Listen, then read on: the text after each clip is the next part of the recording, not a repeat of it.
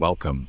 Tonight, let's drift away, far across the narrow sea, to a place carved from black stone and wrapped in mist, the ancient fortress of Dragonstone.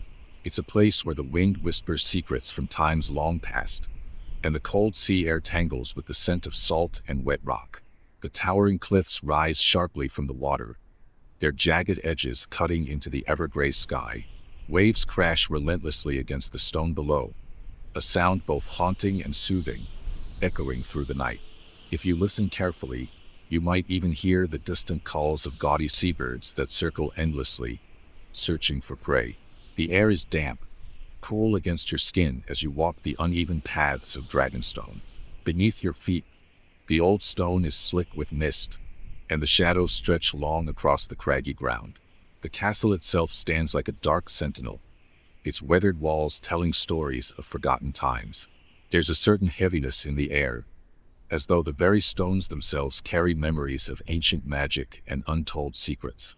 And as you settle in, let me share with you 15 strange, forgotten, and whispered facts about Dragonstone, facts that have been carried through the winds and mist for centuries, facts that perhaps you've never heard before.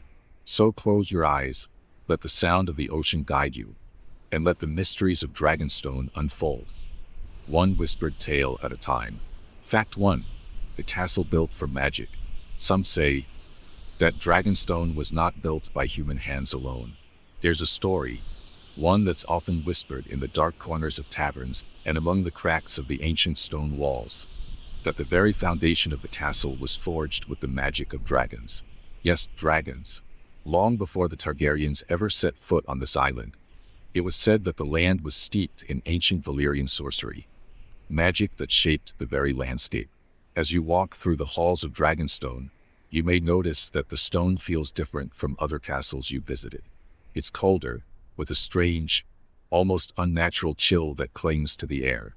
The walls, though they appear weathered and worn by centuries of salt and wind, still retain an undeniable power. If you listen closely, you might hear the faintest hum, a whisper of magic that seems to pulse through the very rock beneath your feet. Legend has it that the Valyrians, in their quest for power and immortality, used the great magics of their dragons to bind their castle to the land itself. The stones were not simply stacked, they were enchanted, imbued with power that still lingers to this very day. The arches above your head, the long corridors that twist and turn through the heart of the castle, all seem to echo with this ancient magic. As you stroll down the shadowed halls of Dragonstone, your hand grazing the cold stone walls, you can almost feel the weight of history pressing in around you. It's said that the walls, slick with the dampness of the sea air, seem to pulse with an energy that makes the castle feel alive, in some strange and almost unsettling way. The stones are not just stones. They're the remnants of something far older, something far more powerful than anyone can truly understand. The architecture itself is unlike anything you've seen before. The towers of Dragonstone rise sharply, jagged, as though they were shaped by the very claws of a dragon.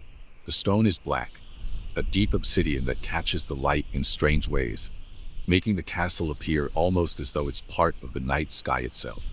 In the fading twilight, the silhouette of the castle seems to shift and change, as though it too is a living creature, adapting to the world around it. If you were to stand at the highest tower and gaze out over the sea, you might see a strange glow in the distance, a light that flickers like the dying embers of a fire. It's said to be the residual magic of the Valyrians, still lingering in the air long after their fall. No one knows for sure where it comes from, but many believe it's a sign that the old powers of Dragonstone have never truly faded. The castle may have been abandoned by its original builders, but it's still very much alive, its magic woven deep into the fabric of the island itself. As you descend into the deeper, more forgotten chambers of the castle, you'll notice the air grows even colder, the shadows longer. Some say these chambers were built to house something far more powerful than anyone could comprehend, something that should never have been disturbed. But no one speaks of what lies beneath the stone, for those who have tried to uncover its secrets never return. Some whisper that those chambers were designed to hold the very essence of dragonkind, their power and their fury, forever locked away in the bowels of the earth. It's easy to get lost within the twisting corridors of Dragonstone. The labyrinthine halls seem to go on forever, winding through the heart of the island, always leading deeper into the stone. The further you venture, the more you can feel the cold weight of the ancient magic pressing in around you. There's a strange sensation that accompanies your every step, as though the castle is watching you, aware of your presence, as if it knows your every thought. If you stop and close your eyes, you can almost hear the faintest whispers, as if the stone itself is speaking to you, telling tales of forgotten times. And yet, despite the mystery that surrounds it, there's something comforting about Dragonstone. It's a place that feels both ancient and eternal, a place that exists outside the bounds of time. The winds, though cold and damp, carry with them a sense of calm, as if the island itself is watching over you. The sea, ever present, crashes against the cliffs below, a sound that is both peaceful and unnerving in its relentless rhythm. The air, thick with the scent of salt and wet stone, fills your lungs and settles in your chest like a long-lost memory. As you stand on the edge of the island, the vast expanse of the sea stretching out before you, you can't help but wonder what secrets still lie hidden within the walls of Dragonstone. What is it about this place that feels so alive? What is it about the magic here that refuses to fade into the past? And what will you discover as you wander deeper into the heart of the castle, where the whispers of old dragons and ancient sorcery still echo through the halls? The magic of Dragonstone is not just a part of its history, it is its very soul. And as you step further into its dark, mysterious heart, you can't help but feel that you are walking in the footsteps of something far greater than yourself. Something that has been waiting patiently for centuries to reveal its secrets. If you listen carefully, you might hear the faint sound of wings beating in the distance, echoing through the cold, mist-filled air. Perhaps it's a memory of dragons, long gone but never forgotten. Or perhaps it's a sign that the magic of Dragonstone is still very much alive. Fact 2. The cursed chambers no one uses. Legend has it, there are rooms within Dragonstone that have been locked away for centuries. Rooms that no one dares enter, even when the castle is bustling with life. These are the cursed chambers, forbidden and forgotten, hidden deep within the bowels of the ancient fortress.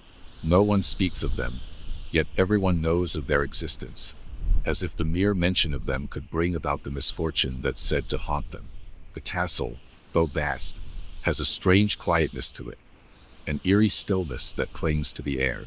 The walls themselves seem to hold the echoes of long-dead whispers, the memories of those who once roamed these halls. It's in the deeper corners of Dragonstone, far away from the grand halls and familiar rooms, that you'll find the cursed chambers. These rooms are not marked on any map, nor are they part of the usual tour for those brave enough to visit the castle. They are hidden, deliberately so, as though the very walls of Dragonstone are trying to keep their secrets locked away. Some say that the cursed chambers were once used for unspeakable purposes, dark rituals of magic, perhaps even linked to the dragons themselves. Others believe that they were built as a place of punishment, designed to house those who angered the Targaryens or violated the sacred laws of Valyria. The truth, however, is lost to time.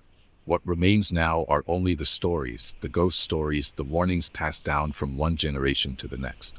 It is said that the chambers are cold, even colder than the rest of the castle. The air feels thick, as if something is pressing in from all sides, suffocating anyone who dares to linger too long.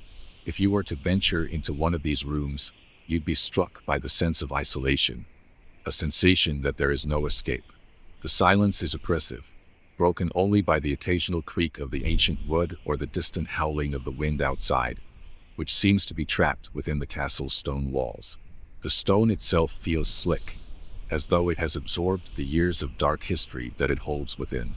And yet, despite the warnings, there are always those who are curious, those who want to uncover the mysteries of Dragonstone. There are always whispers of brave souls who have attempted to enter these chambers, only to return with tales of madness and terror.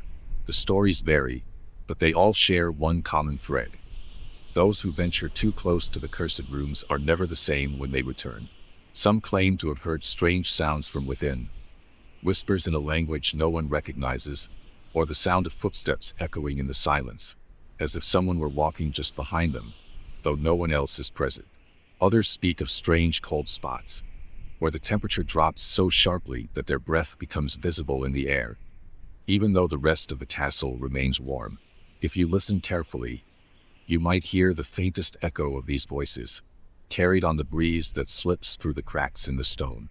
Some say these are the souls of those who were trapped within the chambers, their spirits forever bound to the place where they met their doom. Others believe it's the magic of the old Valyrians, still lingering, still clinging to the stone, a dark reminder of the power that once ruled this island. The most chilling of all the tales is the story of the servant who disappeared without a trace. The tale is often told in hushed tones, a warning to anyone who dares venture too far into the forgotten parts of the castle. It is said that many years ago, a young servant girl was sent to clean one of the cursed chambers. The girl was new to Dragonstone, eager to prove herself in the service of the Lord, and so she accepted the task without question. No one knows exactly what happened when she entered that room, but the next morning, she was gone. Her belongings were found in the hall outside the chamber, but she was never seen again. The lord of the castle at the time, a man known for his cruelty, ordered a search of the entire island, but there was no sign of the girl. It was as if she had vanished into thin air, swallowed up by the very walls of Dragonstone. Some say that she was taken by whatever dark force dwells in those rooms, and that her soul now wanders the halls, lost and searching. Others whisper that she was drawn into the curse of the chambers, and that her fate is now tied to the place forever. After her disappearance, the cursed chambers were sealed off, the doors were locked, and the rooms were forgotten by all, as if the island itself had cast them into shadow. The few who remember the girl's disappearance speak of it only in whispers, for fear that speaking her name will awaken whatever dark presence lies within the stone. And though the chambers remain locked, the strange occurrences persist. The cold spots, the whispers, and the sense of being watched. They all continue to haunt the castle, especially during the dead of night, when the wind howls and the moonlight spills through the cracks in the walls, casting eerie shadows across the floor. And yet, there are those who still claim to have entered the cursed chambers. These are the brave, or perhaps the foolish, who seek to uncover the truth of what lies within. There are rumors of a secret entrance, a hidden doorway that leads into the heart of the cursed chambers. Some say it's located in the deepest part of the castle, where the stone is thickest, and the air is thick with the smell of damp earth and ancient magic. Others claim that the entrance is hidden behind a false wall, a trick of the eye that only those with a sharp sense of perception can find. But no matter how many seek the chambers, they are never the same when they return. Some come back with wild eyes, speaking of visions they've seen in the darkness, visions of dragons, of fire and blood, of an ancient power that still stirs deep within the stone. Others are never seen again, disappearing without a trace, their names lost to history, their fates sealed within the walls of Dragonstone. And so, the cursed chambers remain, locked away and forgotten, a dark reminder of the island's twisted past. If you ever find yourself walking the halls of Dragonstone, be sure to heed the warnings of those who came before you. For in the quiet corners of the castle, where the shadows stretch long and the air grows thick with the scent of old magic, there are forces at work that no mortal should seek to understand. On nights like this one, when the mist hangs thick over the island and the winds howl through the cracks in the stone, you might feel the pull of the cursed chambers. But remember, some doors are better left closed. And if you listen closely, just as the last breath of wind slips through the castle, you might hear the faintest sound of a door creaking open somewhere in the distance, just out of reach, but not forgotten. Fact 3. The eternal smell of sulfur. Many believe that Dragonstone is a place where the land itself breathes a kind of ancient, lingering magic, and that one of the most peculiar remnants of that power is the smell that fills the air, an unmistakable, pungent scent of sulfur. This smell, sharp and heavy, is so persistent that it seems to cling to everything. The stone, the air, the very clothes you wear as you walk through the ancient halls of the castle.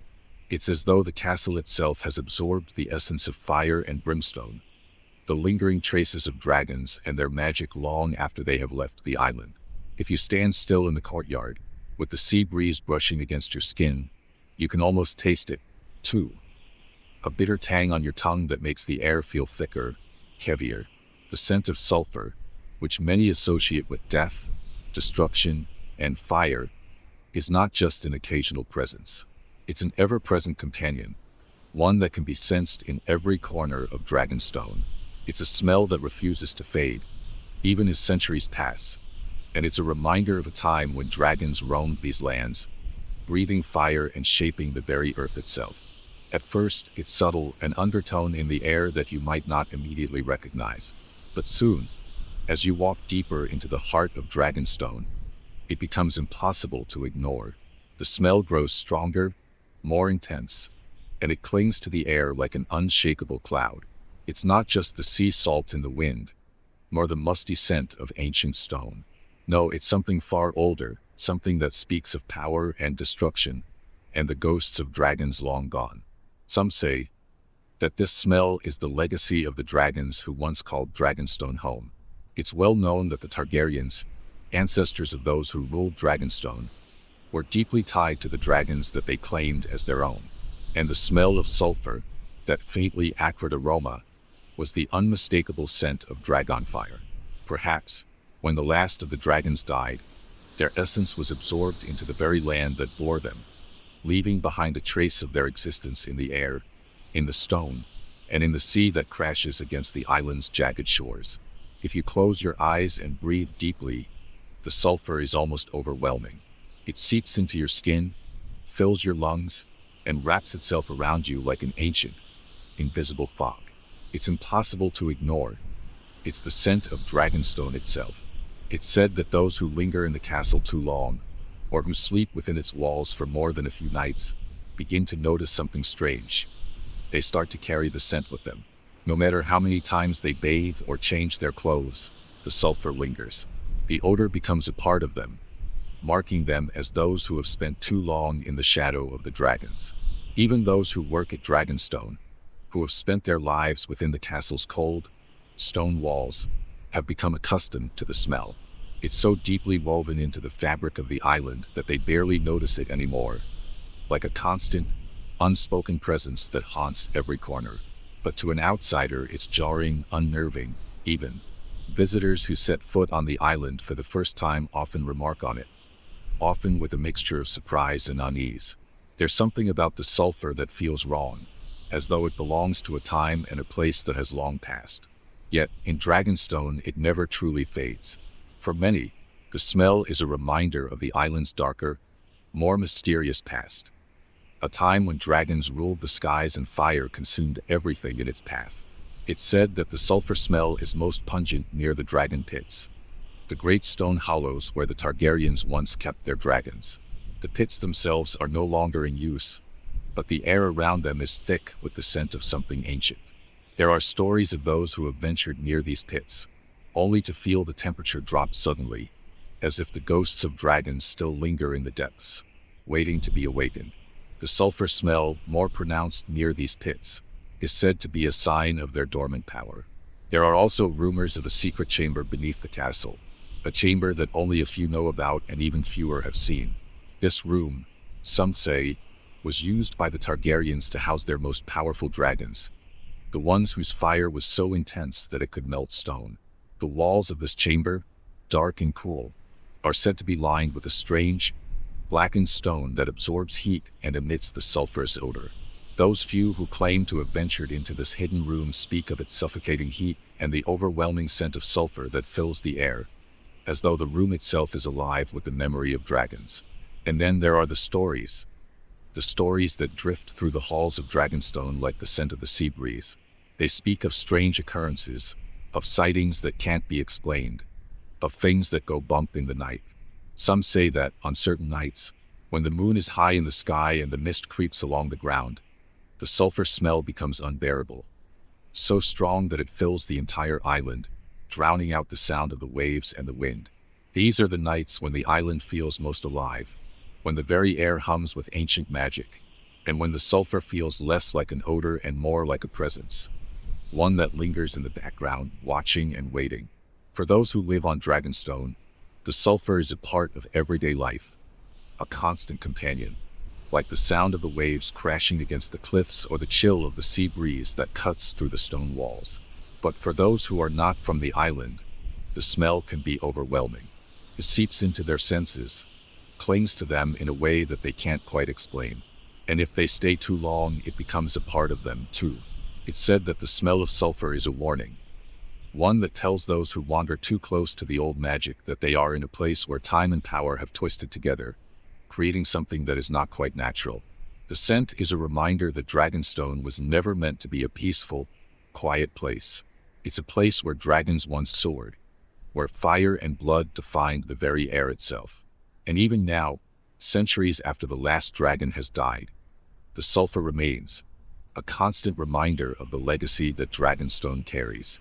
If you venture far enough into the heart of the island, where the winds are thick with mist and the sulfur lingers heavy in the air, you might begin to understand why the scent is so persistent.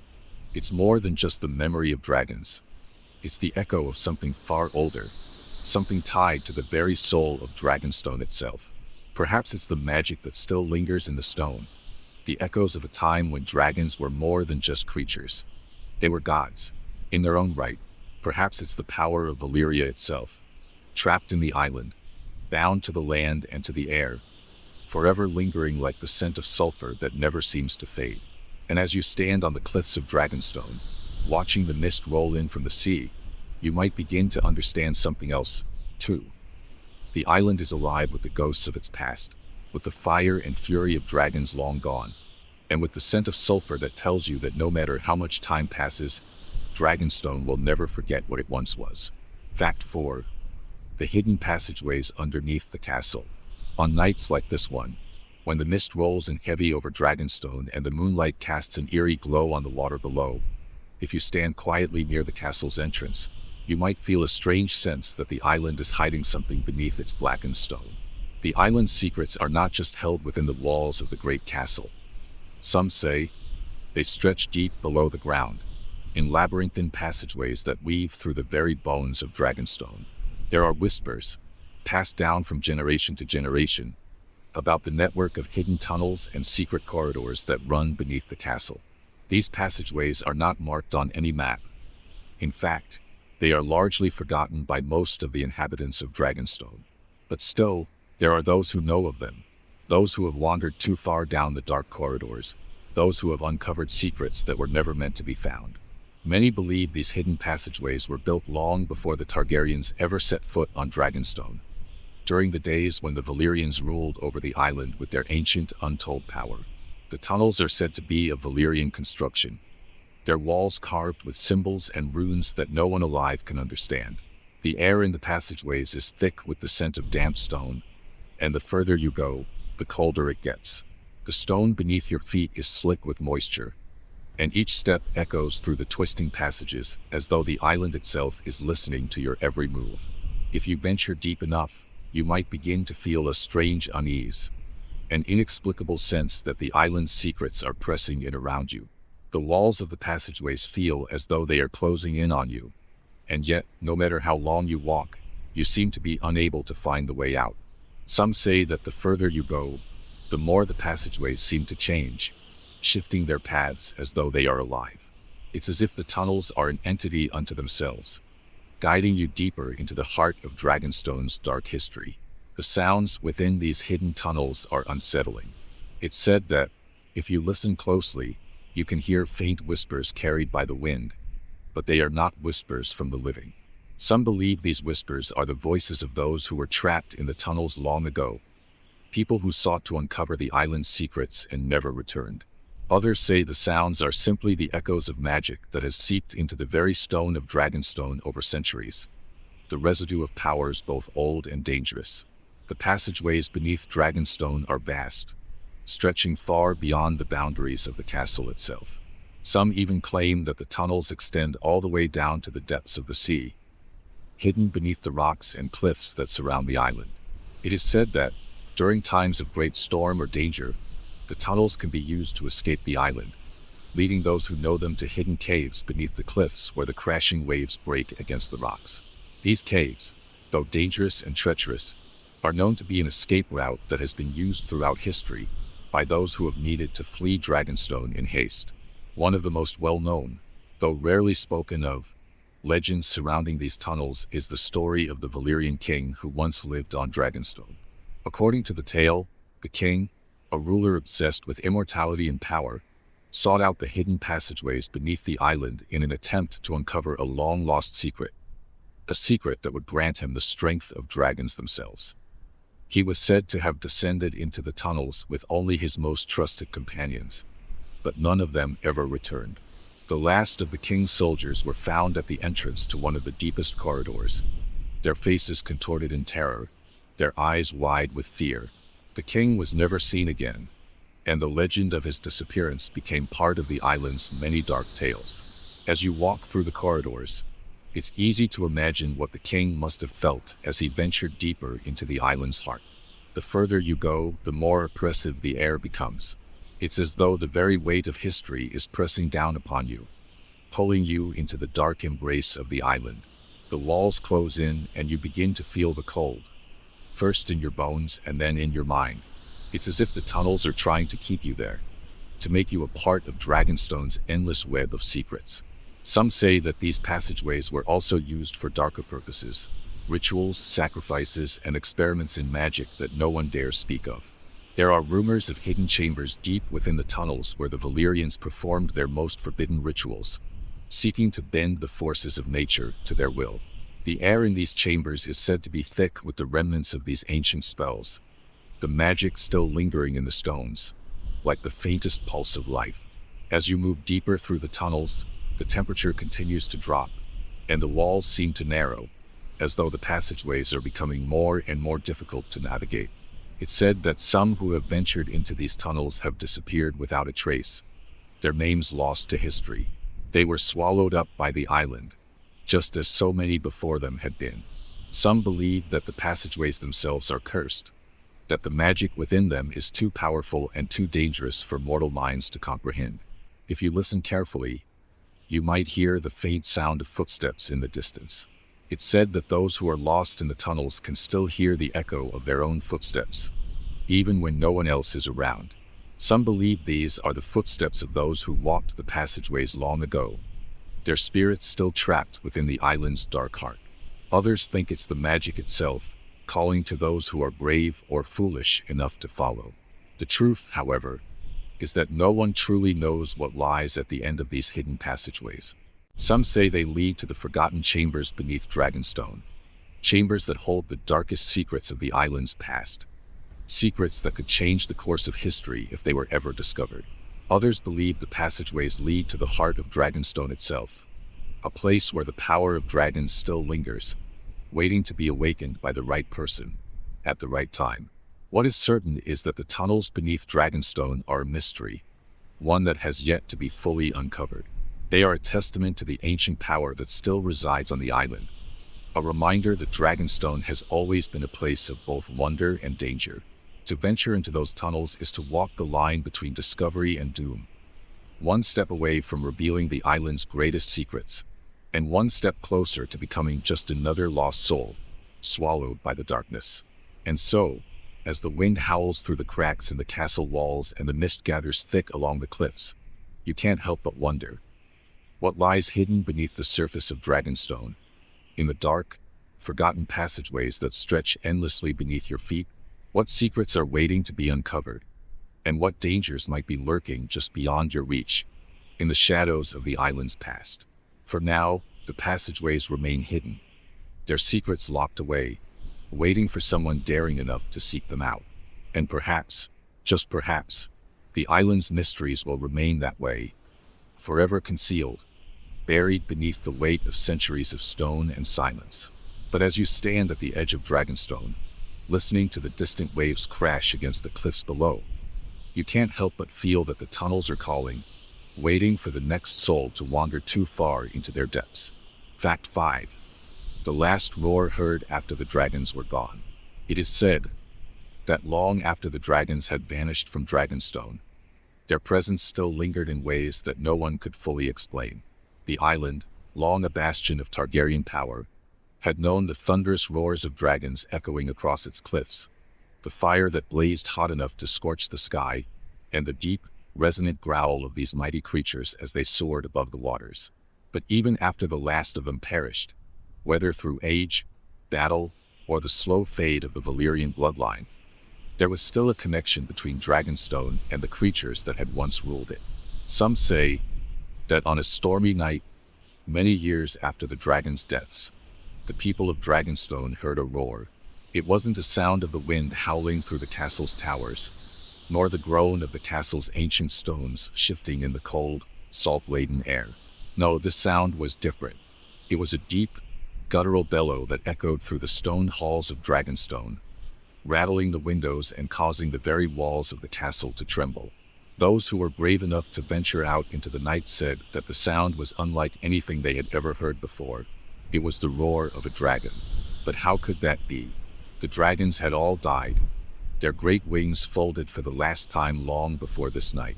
The last dragon, Vhagar, had perished in a battle many years earlier, leaving Dragonstone without its ancient protectors.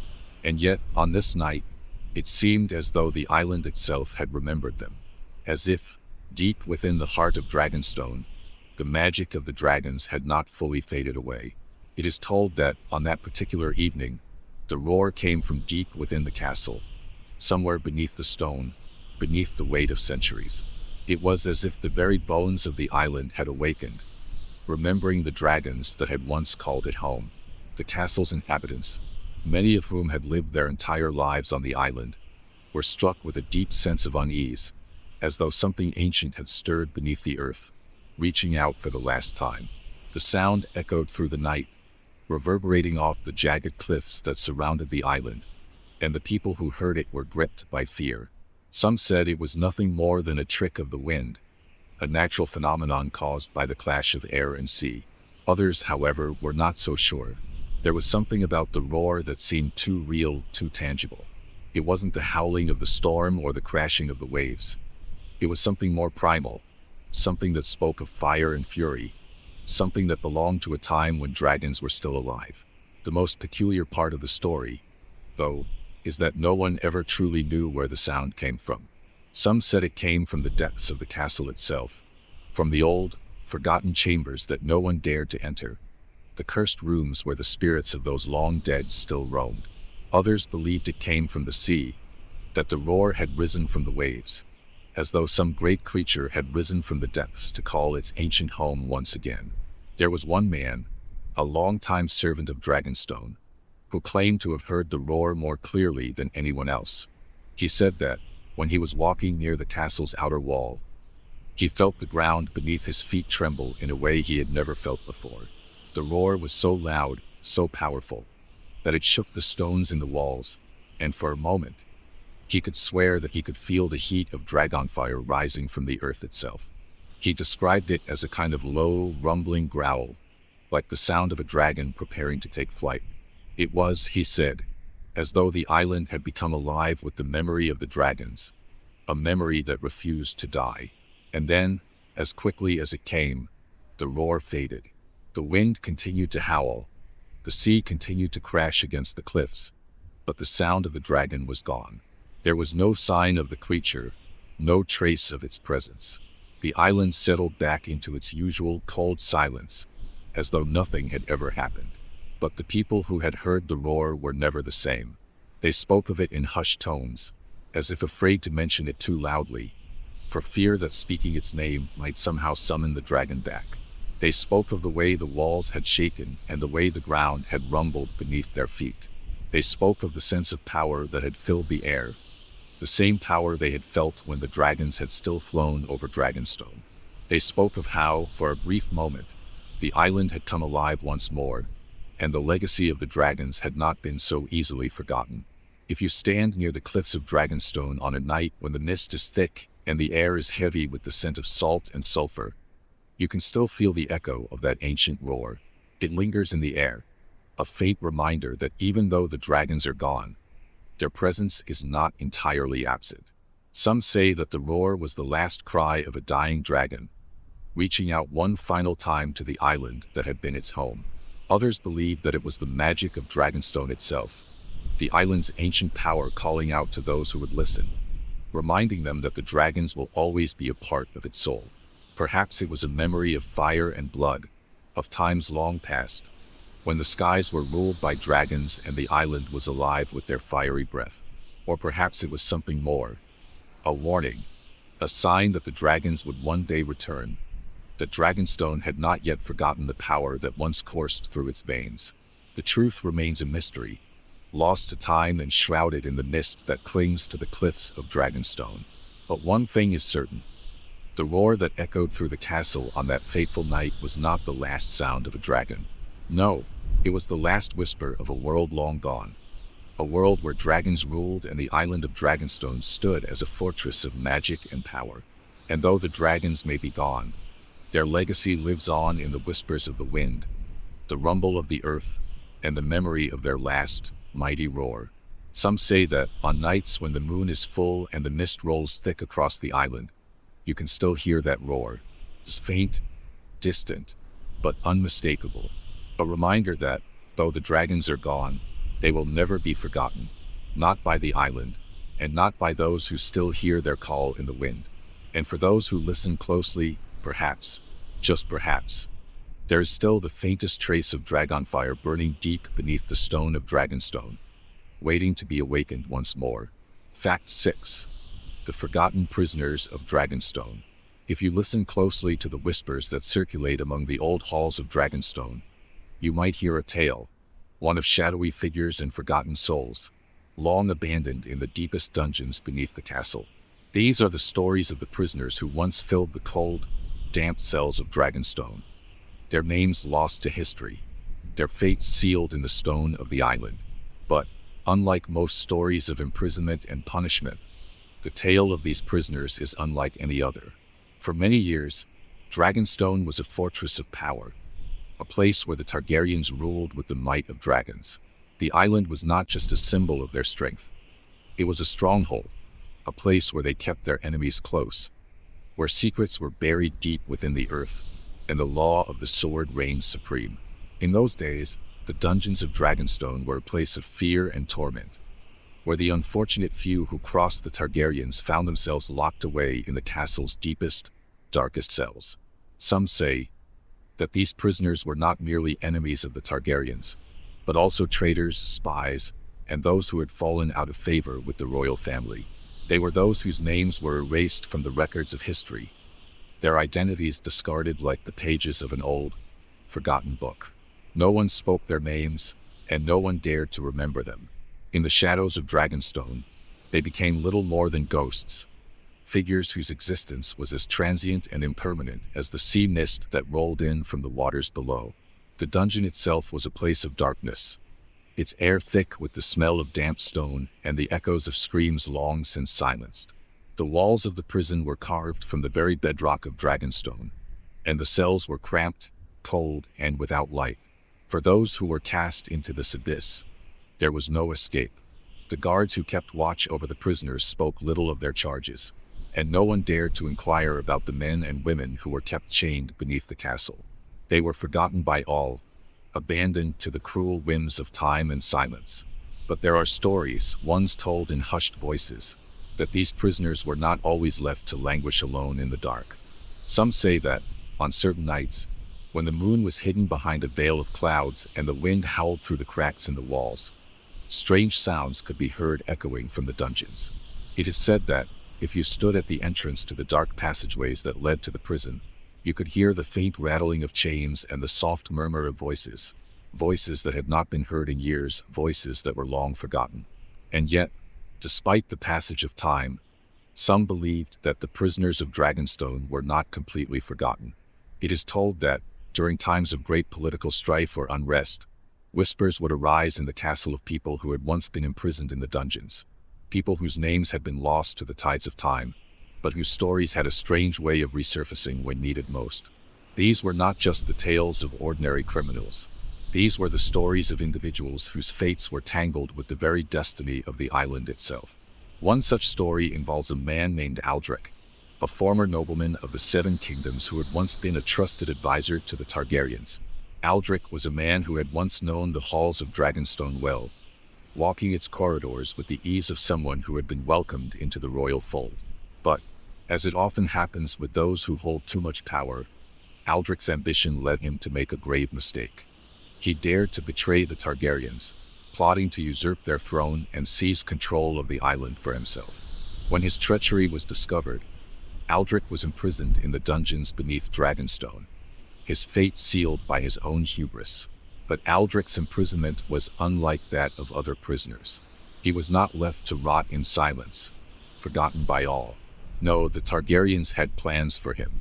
For a time, he was treated with a certain degree of importance, fed, clothed, and even given access to the castle's libraries and records.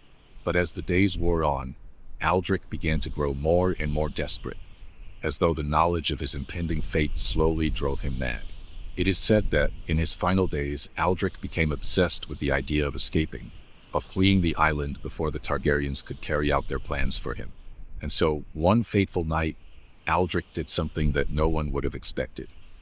He broke free from his cell, managing to escape the guards who had long kept watch over him. But his escape was not a tale of triumph. No, it was a tale of madness. Aldrich was found, not long after, at the very edge of the island, his body cold and lifeless, his eyes wide with terror. The exact cause of his death was never determined, but some say he had been driven to madness by the whispers of the prisoners who had been forgotten before him, voices from the darkness that had claimed his sanity and dragged him to his doom. Aldrich's death was not the end of the tale, however. The story of the forgotten prisoners did not fade into the silence of history. No, the whispers continued. Over the years, more stories surfaced, each one stranger than the last. Some say that Aldrich's ghost still haunts the dungeons of Dragonstone, his spirit lingering in the cold, forgotten cells. Others believe that the souls of the prisoners who were left behind, their names erased from history, still roam the island, their restless spirits trapped between the world of the living and the dead. And so it is with Dragonstone, a place where the past is never truly gone, where the spirits of the lost and the forgotten remain ever present, waiting for their stories to be remembered. Perhaps, deep within the dark corridors of the castle, there are still places where the echoes of these prisoners can be heard, where the sounds of their chains rattle in the stillness of the night, and where their stories live on, even after they have been forgotten by all. For in Dragonstone, even the darkest secrets of the past have a way of resurfacing, like the waves that crash endlessly against the island's rocky shores. And just as the tides bring new life to the land, so too do the shadows of history stir and rise again, reminding us that some stories are never truly lost. They are only waiting for the right moment to be told. Perhaps on a stormy night, when the wind howls and the mist rises from the sea, you might hear those whispers too, the whispers of the forgotten prisoners of Dragonstone. You might hear their voices calling out from the darkness, asking to be remembered, asking for their stories to be told. For in Dragonstone, nothing is truly forgotten. Fact 7. The sea caves below. Many believe that Dragonstone is an island of mystery, not just in the legends and secrets it hides above ground, but in the vast, shadowy world that lies beneath the waves.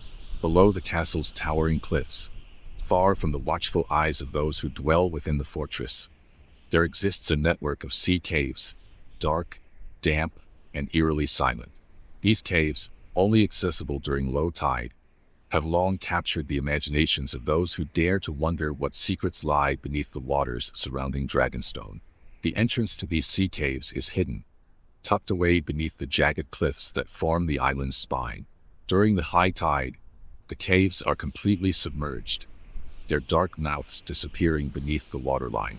But when the tide recedes, when the full moon wanes and the waves retreat, the rocky shores are revealed, and the hidden caves emerge from the depths of the sea. It is during this fleeting moment of time, when the ocean whispers a lullaby to the island, that those few who are brave enough might catch a glimpse of the entrance to this hidden world. The caves themselves are a labyrinth of stone, twisting and turning in ways that defy understanding. The walls are slick with the moisture of the sea, and the air is thick with the scent of salt and earth, a reminder that the island is as much a part of the ocean as it is a part of the land. As you step carefully through the entrance, your footsteps echo eerily, bouncing off the walls, only to be swallowed by the silence that envelopes you. The deeper you go, the more oppressive the atmosphere becomes.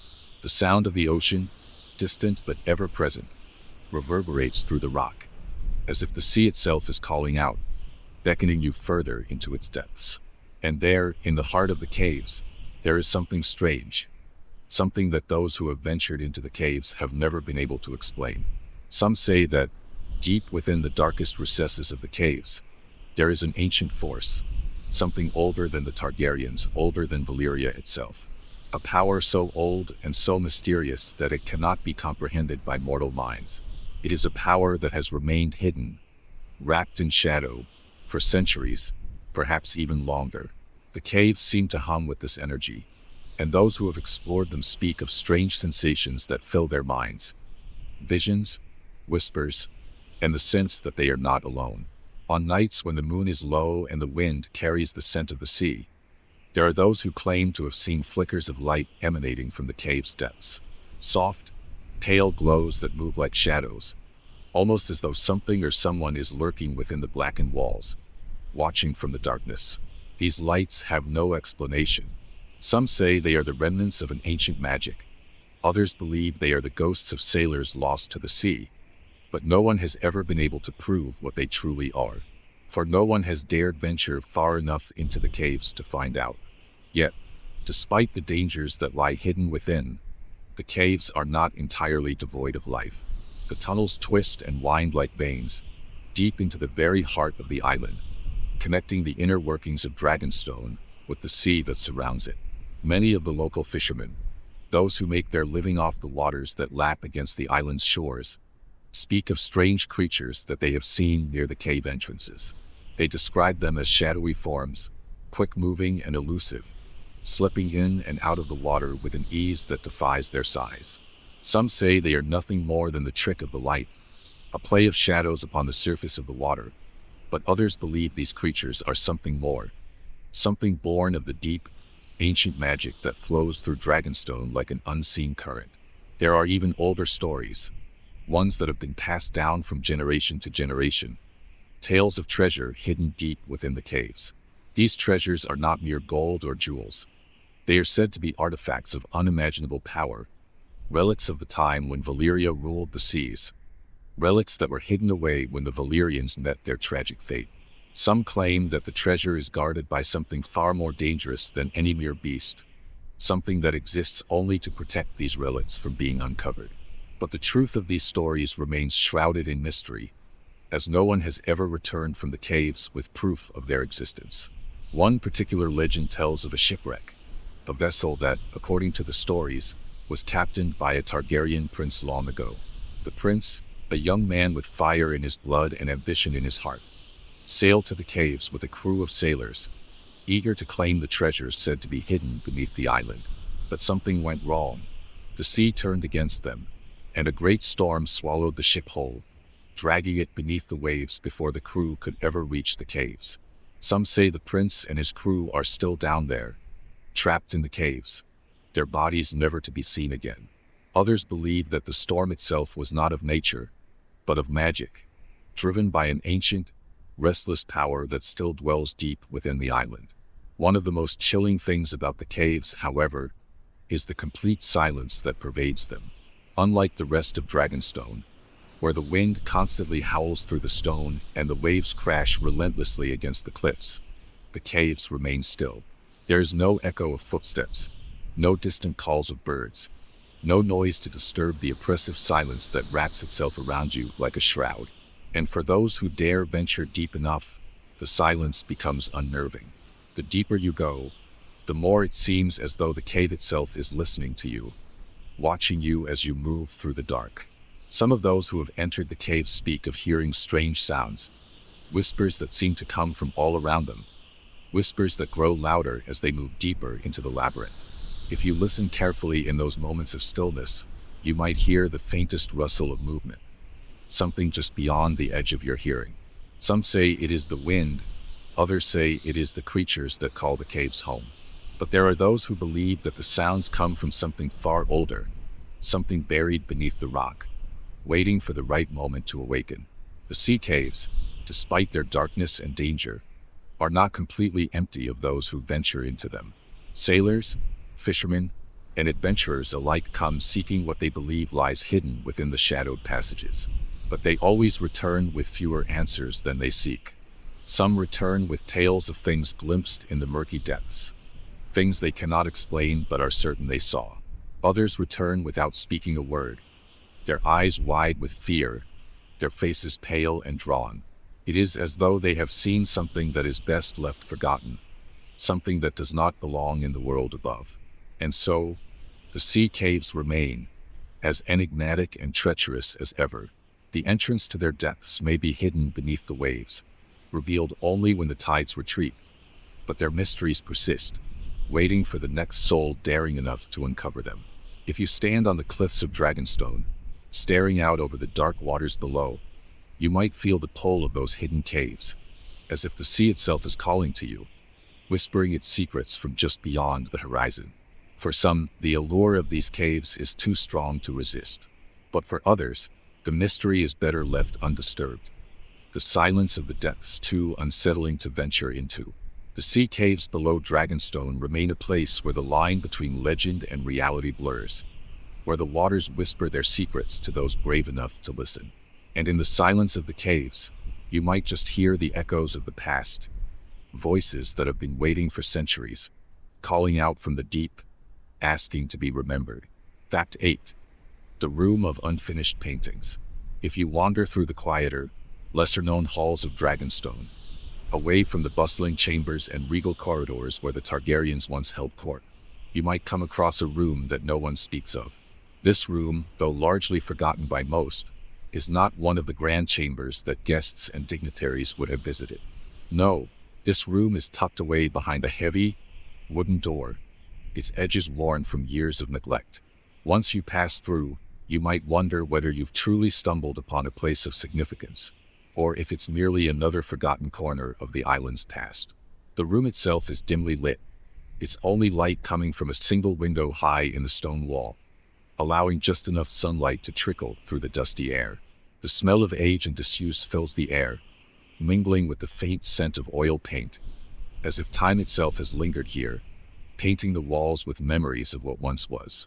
And yet, there is an odd stillness in the air, something heavier, something more intense. There's an energy in the room, but it's not one of life or vibrancy. It's as if the very space itself is caught in the middle of something unfinished, a work that was started but never completed. In the center of the room, framed against the dark stone walls, are several paintings, unfinished portraits, landscapes, and scenes of the castle itself. These paintings are unlike any others in Dragonstone, for they have a certain strangeness to them. The figures are partially rendered, their faces blurred as if the artist was in the midst of capturing them but was abruptly interrupted, leaving their features only partially defined. The brushstrokes are uneven, rough in some places, gentle in others, as if the artist couldn't decide how to finish them. There's a tension in the brushwork, a feeling that these paintings were meant to capture something important, something urgent. But whatever that was, it remains elusive. One of the most striking elements of the paintings is the incomplete nature of the figures. A noblewoman's gown is painted with intricate detail, yet her face is left as a vague blur, a mere suggestion of eyes, nose, and lips. Another portrait shows a man, his posture stiff, his expression intense, but his hands, meant to be the focus of the piece, remain only a faint outline, mere strokes of paint that fade into the background. The unfinished nature of these works is unsettling, as though the artist had been forced to leave them behind for reasons that no one can explain. Some of the subjects seem familiar, figures that are unmistakably Targaryen in their bearing, perhaps even ancestors of the family that once ruled the island. Their royal finery, the distinct cut of their garments, and the golden accents on their attire suggest high-born blood. Yet, despite their regal bearing, there's something almost tragic about their unfinished forms. The incomplete features, eyes that never fully took shape, mouths that remain frozen in time, suggest a sense of loss, as if the artist had been compelled to abandon the work before it could reach its completion. It is said that the room was once the domain of a particularly skilled painter, an unknown artist who had worked for the Targaryens, but no one can recall their name or why they vanished. It is unclear exactly why these works were left unfinished, but there are theories that the room was abandoned during a time of great turmoil within the Targaryen family.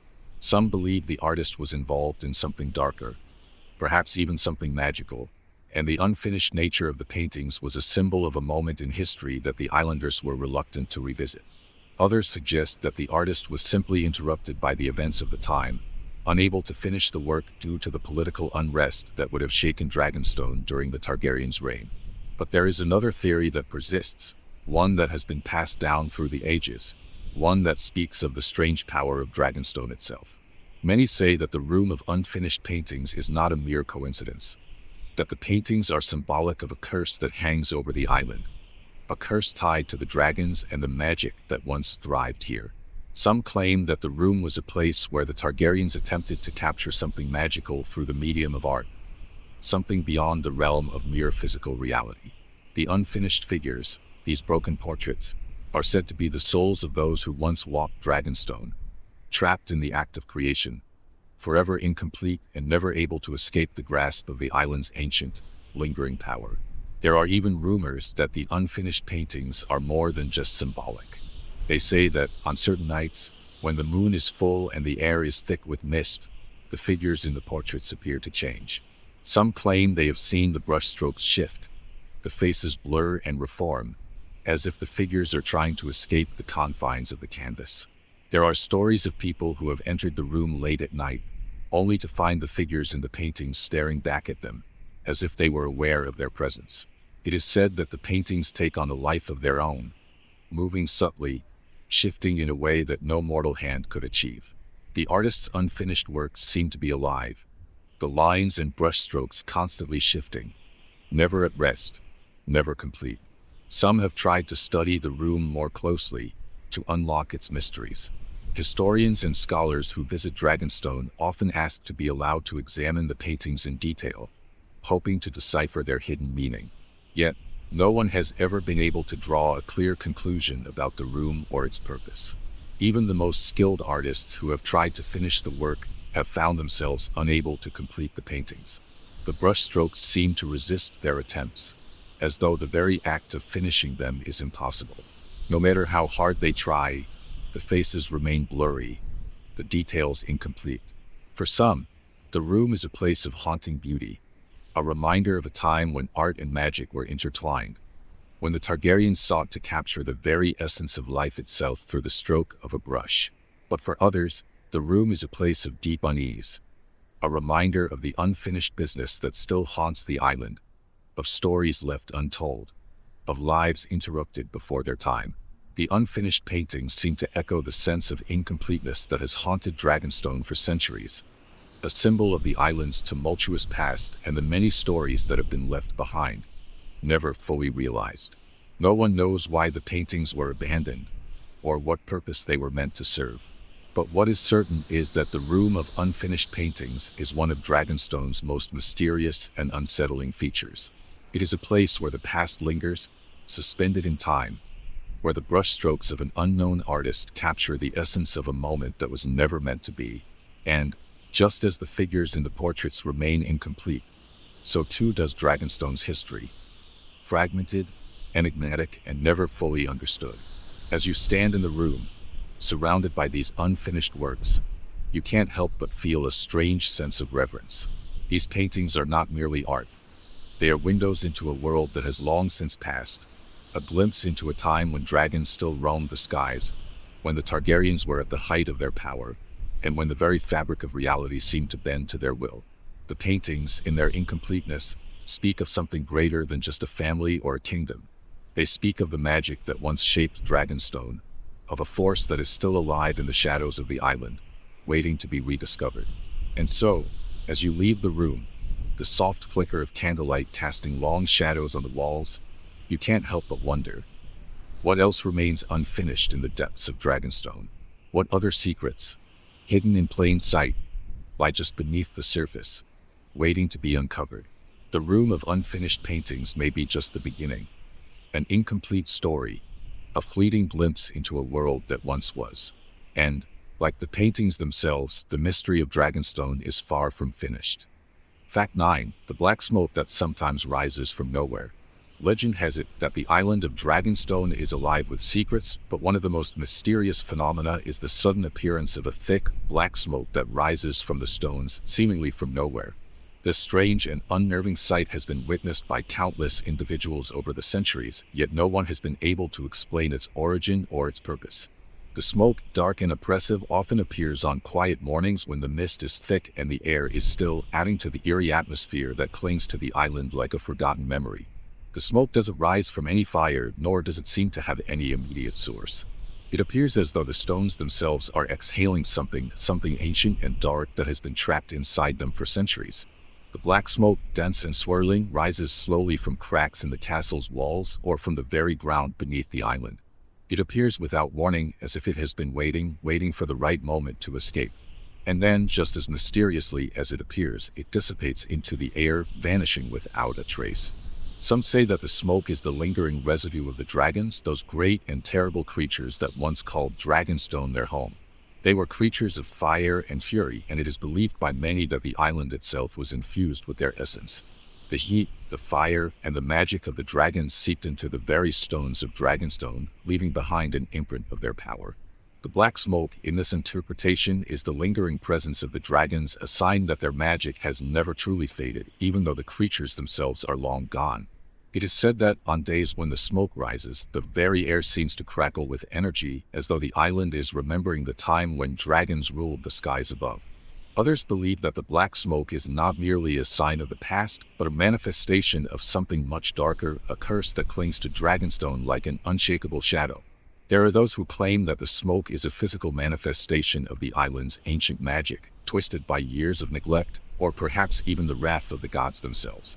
Some believe it is tied to the Valyrians, the mysterious and powerful people who once ruled much of the known world before their empire fell in a catastrophic disaster. The Valyrians were known to have wielded magic of immense power, and Dragonstone was one of their strongholds. It is said that they left behind secrets, dangerous, forbidden knowledge that could corrupt and twist the world. The smoke that rises from the stones is seen by some as a sign that this ancient, forbidden magic is still present, waiting to be unleashed. But there are even darker theories surrounding the black smoke. Some claim that it is the physical manifestation of the island's haunted past, an omen of things to come, a warning that Dragonstone is not as lifeless as it seems. There are rumors of strange occurrences and unexplained disappearances that have been linked to the smoke. Fishermen who have seen the smoke rising from the castle's cliffs often speak of strange lights in the distance, lights that flicker like flames but remain unnervingly cold. And there are stories of those who have ventured too close to the smoke, only to return with tales of visions of shadowy figures, of whispers that seem to come from nowhere, of feelings of dread that settle deep in their bones. The smoke, they say, is not simply a thing of nature. It is something that carries with it an ancient malevolence, a presence that cannot be ignored. It lingers in the air like a thick fog, suffocating and impenetrable. Some of those who have seen the smoke rising from the island report feeling a deep sense of unease, as though something is watching them, waiting for them to draw closer. The air grows heavy, their lungs feel tight, and they find themselves inexplicably drawn toward the source of the smoke. It is as though the island itself is calling to them, pulling them into the depths of its mystery. For those who have ventured into the castle when the smoke appears, the experience is even more unsettling. The walls of Dragonstone seem to breathe with the smoke, as if the castle itself is alive, its ancient stones exhaling something dark and foreboding. The corridors grow colder, the light grows dimmer, and the very atmosphere of the castle shifts. It is said that those who wander the halls during these times often feel a strange chill in their bones, a creeping sensation that something is not quite right. Some even claim that the smoke seems to follow them, curling around corners and slipping into rooms as if it is alive, moving with purpose. The black smoke often appears at night, when the moon is hidden behind the clouds and the island is shrouded in darkness. On these nights, Dragonstone seems to take on an entirely different character. The sea crashes against the cliffs with a sound that seems almost unnatural, as if the ocean itself is angry, restless. The winds howl through the island, carrying the scent of salt and the promise of a storm. And through it all, the black smoke rises, slowly at first, as if reluctant to leave the safety of the earth, but then gathering strength, swirling in the air, and filling the island with its ominous presence. No one knows exactly when or why the smoke will appear. It is as if it has a mind of its own, choosing to emerge only when the island is most vulnerable. Some believe that it is tied to the cycles of the moon, appearing most frequently during the full moon or during the rare lunar eclipses. Others think it is a reaction to some unknown force, perhaps a disturbance in the magical currents of the island or a sign of an impending event. Regardless of its cause, the smoke always leaves a sense of dread in its wake. It is as if the island is holding its breath, waiting for something to happen, something that has been foretold, something that cannot be avoided. And yet, despite the many theories surrounding the black smoke, there are no answers. Those who study the island's history and magic have found no definitive explanation for its appearance. The Targaryens, who once ruled Dragonstone with the power of dragons, never spoke of the smoke, and the Valyrians, whose magic may have been linked to the island, are long gone.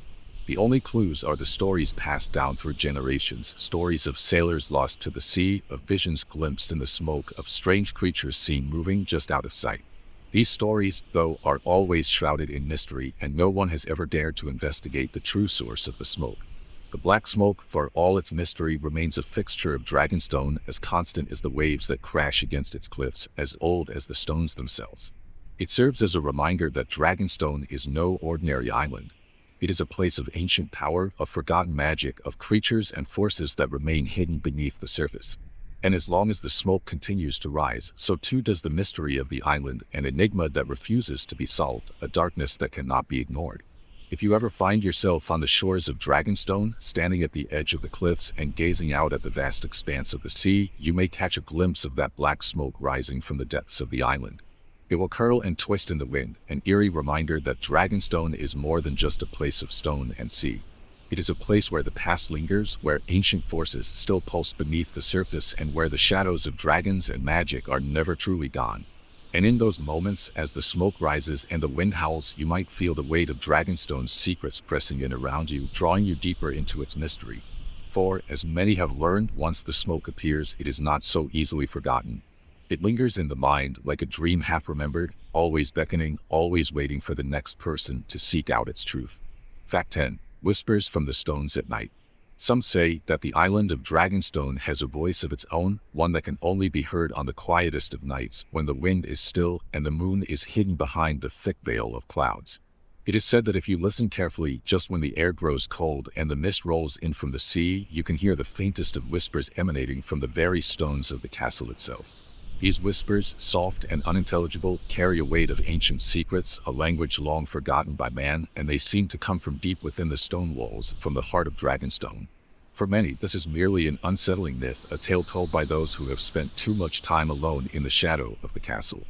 But for those who have heard the whispers, there's no mistaking it. The island speaks, and it is alive with voices from the past, calling out in a language that none can understand. The whispers seem to echo through the halls as if the very walls are alive with memory, carrying with them the voices of long-dead kings and queens, the forgotten servants, and perhaps even the dragons themselves. The first time someone hears the whispers, it is a moment that is both unnerving and curious. The sound is faint at first, just a low murmur that seems to come from nowhere, as if carried on the wind. But as the night deepens and the castle grows quieter, the whispers grow louder, closer. They seem to come from the walls themselves, swirling around the corners of the room, filling the air with a sense of unease, as though the castle itself is trying to communicate something important. The closer you get to the source of the sound, the more intense the whispers become, until it feels as though the stones are vibrating with the weight of their words. It is difficult to pinpoint exactly where the whispers come from. Some claim they hear them near the dungeons, where the cold stone walls seem to hold the weight of history, echoing with the voices of those who were once imprisoned there. Others hear them in the higher towers, where the wind howls through the cracks in the stone, and the moonlight casts long shadows on the walls. It is said that the whispers can be heard in any part of Dragonstone, but they are most intense at night, when the world outside is still and the island's mysteries are more alive than ever. Those who have heard the whispers often describe them as not just voices, but emotions, as if the very stones themselves are trying to convey a feeling, an essence, rather than words.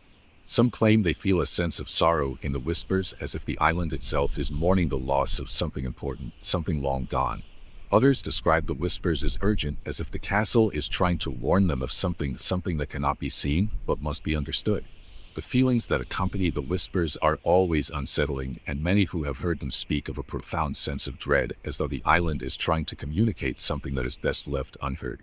The most disturbing aspect of the whispers is their consistency. They do not fade away, nor do they disappear with time. The island seems to remember, and it is always waiting for the right moment to speak again.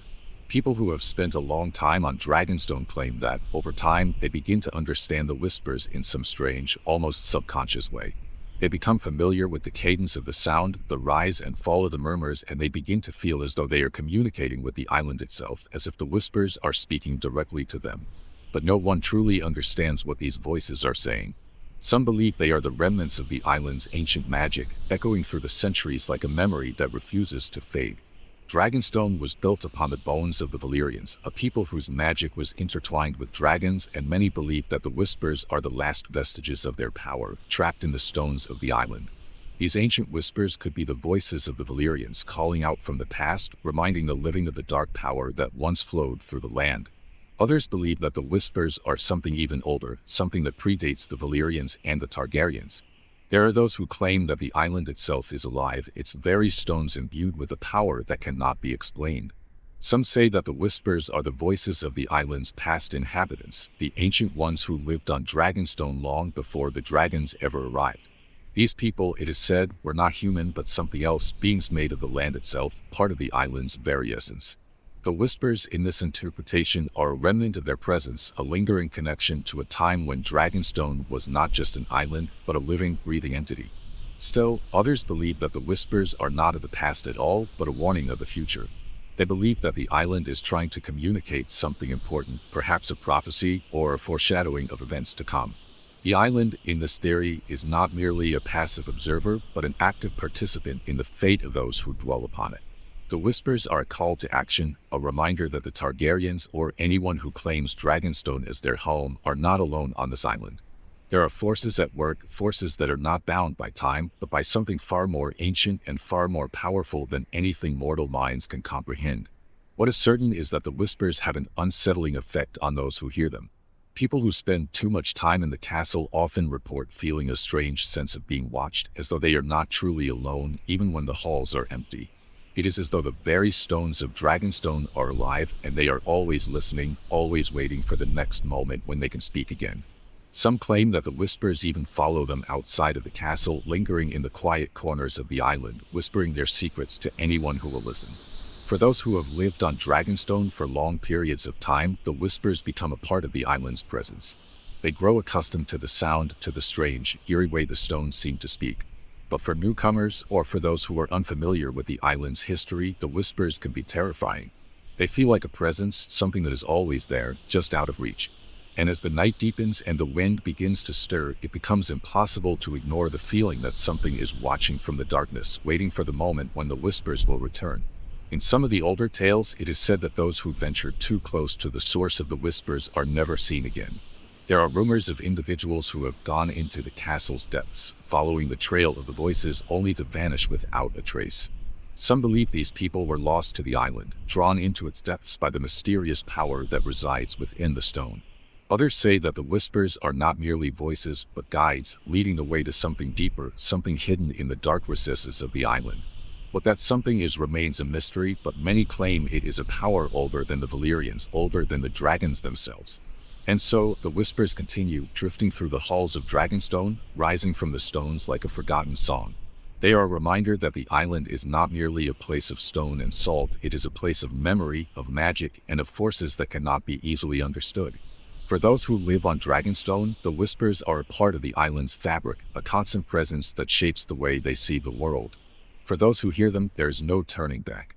The whispers of the island are a call to listen, to understand, and to acknowledge that Dragonstone is not a place of silence, but a place of eternal, unspoken voices. As you stand on the cliffs, staring out over the ocean, and the wind whispers through the trees, you may hear it. The soft murmur of the stones. The faintest of sounds. If you listen carefully, you may hear the island speak. Fact 11. The storm that never ends. On the windswept cliffs of Dragonstone, there is a place where the storm never seems to end. It is not the kind of storm that one might expect, a grand tempest of crashing waves and torrential rain. No, this is a peculiar kind of storm, one that exists not in the form of lightning and thunder, but in the perpetual, unyielding winds that batter the island. The corner of Dragonstone where the storm resides is a place that few dare to visit, for the winds there are relentless, never calming, never quieting, no matter the time of year. It is a corner of the island where the very air seems to be in a constant state of turmoil, where the storm never relents. Some say that the storm is not a natural phenomenon at all, but something born from the magic that runs deep within the island's ancient stones. Dragonstone, with its deep connection to dragons and their elemental power, has always been a place of magic. And some believe that this particular storm, which has raged for centuries, is not simply the work of nature, it is the manifestation of something far older, something tied to the very soul of the island itself. It is as if the winds of Dragonstone have become caught in a never-ending loop, constantly swirling around that one particular corner of the island, as though they are forever trapped in a storm that cannot find its way out. The place where this eternal storm resides is on the farthest edge of the island, where the cliffs drop sharply into the sea below. The winds here are unlike anything else on Dragonstone. They are cold, biting, and constant. There is no reprieve from them. Even on the calmest days, when the rest of the island is bathed in the stillness of the ocean breeze, this corner remains in turmoil. The winds here are sharp, howling through the jagged rocks with an intensity that feels almost unnatural. They scrape against the stone with a sound that can only be described as eerie, as if the island itself is crying out in its eternal battle with the elements. Those who have ventured near the storm's reach often speak of a strange sensation that washes over them when they get too close. It is a feeling of unease, of discomfort, as though something is watching them from the depths of the wind.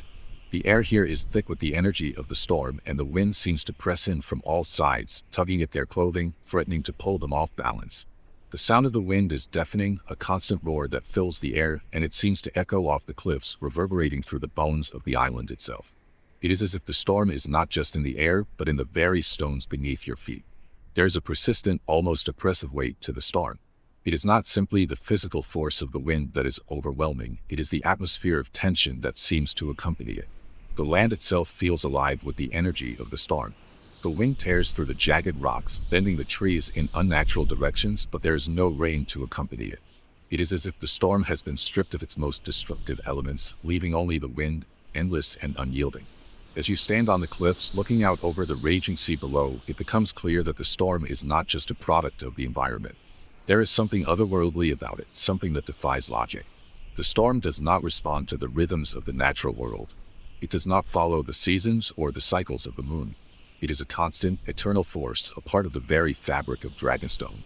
The air in this corner of the island feels thick with ancient magic, as though the storm itself is a living, breathing entity caught in a never-ending dance with the island's power. And there are those who believe that the storm is tied to the dragons, the ancient, terrible creatures that once ruled Dragonstone. Some say that the storm is the lingering echo of the dragon's fire, a remnant of their elemental power that still lingers in the air, in the rocks, in the very heart of the island. It is said that dragons, in their time, were creatures of the wind and fire, able to control the elements with a mere thought. And when the dragons were no more, their power was absorbed into Dragonstone itself. The storm, in this belief, is the manifestation of that power, an eternal reminder that the dragons once lived and that their magic can never truly die. There are stories of sailors who have ventured too close to the storm, only to be swept away by the unrelenting winds. Some speak of ships being dashed against the rocks, their sails torn apart by the violent gusts, their crews never to be seen again. Others tell of smaller boats being overturned, their passengers lost to the storm's fury. It is as if the storm, though it may not seem violent in the traditional sense, has a will of its own, a strange force that controls the fate of those who venture too close. Some sailors refuse to sail near Dragonstone altogether, fearing the storm that lingers at the island's edge. They speak of it with fear in their voices, warning newcomers to keep their distance from the winds that seem to carry a malevolent energy. But perhaps the most chilling aspect of the storm is its eerie consistency. The winds never die down, no matter what time of year it is. The island may be calm, the skies clear, the seas still, but this particular corner of Dragonstone remains in turmoil. It is a place where the wind is always howling, always pressing against the land with an unrelenting force. The storm does not come and go like a normal tempest, it remains a constant, a force of nature that refuses to yield. And for those who live on the island, there is a strange sense of resignation to it, as though the storm is simply a part of Dragonstone, something that must be accepted. Some say that the storm is a curse, a punishment for the ancient sins of the Valyrians, or perhaps even for the arrogance of the Targaryens, who once ruled with the might of dragons. In this interpretation, the storm is not just a natural occurrence, but a consequence of the island's dark history. It is a reminder of the power that once lived on Dragonstone and the price that must be paid for that power. The storm, in this sense, is a kind of penance and eternal punishment that the island itself endures for the things it has seen and the forces it has unleashed. There are also stories of those who claim to have seen strange figures in the storm, shadows that move in and out of the wind, barely visible in the midst of the swirling gusts. These figures are said to be the ghosts of those who died in the storm, their souls trapped in the wind, forever part of the island's eternal turmoil. Some claim that these figures are the spirits of sailors lost at sea, their final moments spent fighting against the storm's fury. Others believe that they are the restless spirits of the Valyrians, or even the dragons themselves, trapped in the wind, unable to escape the storm that never ends. In any case, the storm remains one of the most mysterious and unsettling aspects of Dragonstone. It is a phenomenon that has existed for as long as anyone can remember, and it shows no signs of ever ceasing. For the people who live on the island, the storm is a constant companion, a reminder that Dragonstone is no ordinary place. It is a place where magic lingers in the air, where the forces of nature are bent and shaped by ancient powers, and where the wind never stops howling. Some say that if you stand at the edge of the cliffs during the storm, you can feel the power of Dragonstone itself, the energy of the island flowing through the air like a current. It is a power that is both beautiful and terrifying, a reminder that Dragonstone is not just a place of stone and sea, but a living, breathing entity that holds within it the echoes of dragons and magic and the secrets of an ancient, forgotten past. And as long as the storm rages on, so too will the mysteries of Dragonstone remain, unanswered, unexplored, and forever tied to the winds that never cease to blow. Fact 12. The dining hall no one uses. If you wander through the quieter wings of Dragonstone, away from the grand hall where the lords and ladies once dined, you may find yourself passing through a forgotten corridor. This corridor leads to a room that is grand in its own way, yet eerily empty. The room is vast, with a long, polished table at its center and tall, arched windows that let in streams of pale sunlight. Yet, despite its magnificence, the dining hall remains unused, its table set but never occupied. The silence that hangs over the room is not merely the absence of conversation, it's a heavy, palpable silence, as if the room itself is holding its breath, waiting for something that never arrives. Some say that this room was once the scene of opulent feasts and grand gatherings where the Targaryen family would host lords, ladies, and guests from all corners of the Seven Kingdoms. The hall's size and splendor suggest it was meant for occasions of great importance, but over the years it has fallen into disuse. There are no more grand celebrations in this room, no more music or laughter echoing off its walls. Instead, there is only the quiet emptiness, broken only by the faint sound of wind whistling through the cracks in the walls. The table, made of polished wood and etched with intricate designs, remains perfectly set. Silverware is laid out, the polished knives and forks gleaming faintly in the dim light. Crystal goblets, once filled with the finest wine, sit untouched. And yet, the room is empty, no plates, no food, no guests. It is as if the hall is frozen in time, perpetually awaiting a meal that never comes. The fire that should crackle warmly in the hearth is cold, the embers long extinguished. The once bustling servants' quarters, where meals were prepared and delivered, are now empty and silent. If you stand at the threshold of the dining hall, you might wonder what happened to the life that once filled the space. Why has this grand hall, so rich with history and purpose, been abandoned? Why is the table still set as though someone expects it to be used at any moment, yet no one comes to sit? One theory is that the dining hall was abandoned after the fall of the Targaryen family's rule over the Seven Kingdoms. After the last remnants of the Targaryens were driven from power, the castle fell into a state of decay. The grand dining hall, once the site of royal banquets, became nothing more than a forgotten room in a crumbling fortress. Over time, the islanders stopped using it, either out of respect for the family that once ruled there or because the hall itself had become a ghost of the past. The grand table, still set for a feast that would never come, became a reminder of a bygone era, one that had ended tragically, leaving the hall to wither in silence. Others believe that the hall was abandoned for darker reasons. Some whisper that the room is cursed, that a great tragedy occurred here, one that caused the Targaryens to forever shun the hall. There are stories of a banquet held in the hall many years ago, one that began as a grand affair but ended in bloodshed. It is said that on this particular night, the Targaryen family was poisoned, an assassination plot carried out by those who sought to weaken their power. The wine was tainted, and the guests who sat at the table were struck down, one by one, as they drank and ate. The halls were filled with panic, the air thick with the scent of poison and death. It is said that the Targaryen family never recovered from this incident, and the hall was never used again. The table, set with silver and crystal, was left as it was, a macabre reminder of the family's fall from grace.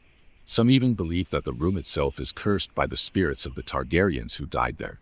They say that the souls of those who perished at that ill-fated banquet are trapped in the dining hall, unable to leave. The grand table remains set as if the spirits are waiting for their final meal, waiting for something they can never have. Those who have spent too much time in the hall have reported feeling a cold chill in the air, an eerie sense of being watched. The heavy silence is broken only by the occasional creak of the floorboards or the sound of the wind howling outside, as if the room itself is alive with the memory of its dark past. Others dismiss these theories, believing that the room was simply abandoned for practical reasons. Perhaps after the castle fell into disrepair, there was no longer a need for such a large dining hall. The remaining Targaryens, or those who lived on Dragonstone, may have opted for more humble quarters, leaving the grand hall to decay. The table, still set but untouched, became an artifact of the past, a relic of a time when Dragonstone was the center of power and influence in the Seven Kingdoms. The hall, in this interpretation, is a casualty of time left behind as the island moved forward into a new era. The dining hall, however, does not easily fade into the background of history. Those who have visited the room report a strange, lingering energy in the air, as if the room itself is holding onto something long forgotten but never fully erased. The room seems to be frozen in time, a place where the past refuses to die, where the table is still set and the candles still waiting to be lit. There is also the unsettling nature of the silence that pervades the hall. It is not a quiet, peaceful emptiness, rather, it is a thick, oppressive silence, one that seems to weigh heavily on the chest. The echoes of conversations long gone, the clinking of glasses, the laughter of royalty, it is as though the very air is holding onto these memories, unable to let them go. The shadows in the corners of the room seem to stretch unnaturally, as though they are holding something back, waiting for something to happen. For some, the dining hall is a place of nostalgia, a place to remember the grandeur and power of the Targaryen dynasty. For others, it is a place of dread, a reminder of the family's tragic fall and the dark secrets that linger in the shadows of the island. It stands as a silent testament to a time that has passed, a time when the island was alive with life, laughter, and power. And now it remains empty, waiting for a purpose that will never come.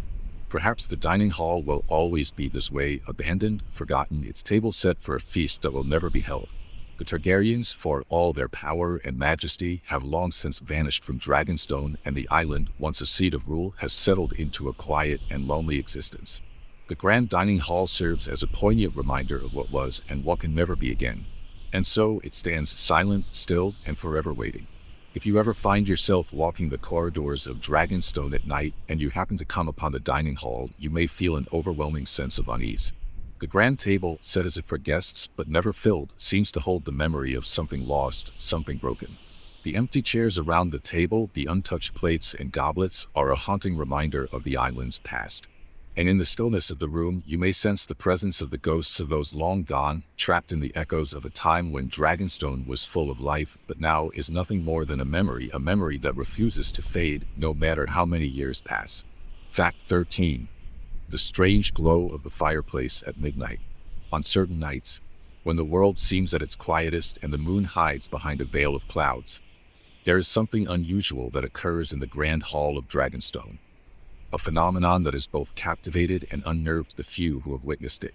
At precisely midnight, the hearth in the great dining room of the castle begins to glow with an otherworldly light, casting a strange bluish hue across the stone walls. It is not the normal warmth of a roaring fire, nor the familiar red and orange embers that should fill the room. Instead, it is a faint, eerie glow, a light that does not flicker, but remains steady, like the calm glow of embers that have not yet fully burned out. Those who have seen it describe the phenomenon in hushed tones, for it is not easily explained. The fire, though it burns brightly with this ghostly light, produces no heat, nor does it crackle or hiss in the way that normal flames do. The strange blue glow seems almost otherworldly, as if the flames themselves are no longer natural, as though they have transcended the world of fire and entered into something more mystical, more elusive. Some say that this glow is the lingering magic of Dragonstone itself, a trace of the ancient forces that once coursed through the island when the dragons roamed the skies. Dragonstone is a place steeped in magic, a land where the very stones are imbued with the remnants of Valyrian sorcery. In its earliest days, the island was the seat of Valyrian power in Westeros, and the Valyrians were masters of both fire and blood. It is believed by some that, in the moments when the strange glow appears in the hearth, the island's ancient magic awakens, stirring in response to the presence of those who are attuned to its power. The blue glow itself is not just a random occurrence. It seems to appear only on nights when the moon is hidden, when the island is cloaked in mist, and when the winds howl through the high towers of the castle. The air grows thick with the scent of salt, and the waves crash furiously against the cliffs below. There is a palpable sense of stillness in the air, a heaviness that weighs on the chest and quickens the heartbeat. Those who have witnessed the glow speak of a deep sense of unease, as if something ancient is stirring beneath the surface, something that has lain dormant for centuries, waiting to be awakened. It is said that when the glow appears, the room takes on an almost hypnotic quality. The shadows grow longer and stretch unnaturally, merging with the blue light as if they, too, are drawn into its strange magic. The flames themselves do not flicker. They remain constant, burning with a steady, ghostly light that never wanes. The room feels colder than it should, though no one can explain why. The air is thick with something intangible, a presence that cannot be seen, but can certainly be felt. Those who linger too long in the room during these moments often feel as though they are being watched, an unsettling sensation that seems to come from the very stones of Dragonstone itself. What makes the phenomenon even more puzzling is that it does not seem to have any discernible source. The fire burns in the hearth, but it is not lit by any conventional means. There are no logs to feed the flames, no fuel to sustain them. It is as though the fire is sustained by the magic that pulses through the island itself. The blue light seems to have no physical origin. There is no explanation for where the light comes from or how it is sustained. It simply appears, filling the room with an eerie, cold glow that lingers long into the night. There are those who have attempted to investigate the source of this strange light. Some have tried to extinguish the fire, to smother the flames with blankets or by closing the flue, but the glow persists. The flames do not die, nor do they flicker out. It is as if they are untouchable, beyond the reach of mortal hands. Others have claimed to have seen the glow move, to shift from one part of the hearth to another, as though it has a mind of its own. It is not the flicker of firelight, but something far more elusive, something that seems to exist outside of the normal laws of nature. One theory that has emerged is that the blue glow is a manifestation of the island's connection to the dragons, specifically the lingering magic of dragonfire. Dragonstone was once home to the Targaryens, whose bloodline was bound to dragons, creatures of fire and fury. It is said that the Targaryens were able to tame dragons, to control the fire that raged inside them, and to bend it to their will. Some believe that the blue glow in the hearth is a remnant of that ancient power, the essence of dragonfire itself, preserved within the very stones of the castle. The Targaryens, after all, were known to possess an affinity for fire, a bond that went beyond the mere taming of dragons. Their connection to the element of fire was so deep that it is said they were born from it. The glow in the fireplace, according to some, is the island's way of keeping the legacy of the Targaryens alive. Even though the last dragon perished many years ago, it is as though the island itself refuses to let go of its history, its connection to the dragons, and so it manifests the strange light as a reminder of what once was. Others believe that the strange glow is not merely a physical phenomenon, but a mystical one, a window into another world, a portal to the realm of spirits and magic. Dragonstone, after all, is a place of deep magic, tied to the very fabric of the land itself. It is said that the island has a soul, a consciousness that remains intertwined with the power of the Valyrians. The glow in the hearth could, in this interpretation, be the manifestation of that consciousness, a spark of the island's eternal magic, flickering in the darkness. It is as if the island is reaching out, trying to communicate with those who are attuned to its power, trying to remind them of the ancient forces that still linger beneath its surface. There are even darker theories about the glow. Some claim that it is a warning, a sign that the island is preparing to awaken something that should remain dormant. They say that the blue flames are not merely a reminder of the past, but a harbinger of the island's future. Some believe that Dragonstone is preparing for a rebirth, one that could bring with it the return of the dragons or the awakening of the dark forces that once controlled the island. The glow, in this view, is a signal that the island is alive, that it is stirring from its long slumber, and that those who live on it may be in danger. The glow itself, though fascinating, is not something that many wish to encounter. For those who have lingered too long in the room when the blue light fills the hearth, there is often a sense of unease that lingers long after they leave. The air still feels thick, as though the magic of the fire has been absorbed into their skin, and they find themselves restless, their thoughts clouded by strange visions and dreams. It is as though the glow has a power that goes beyond mere light.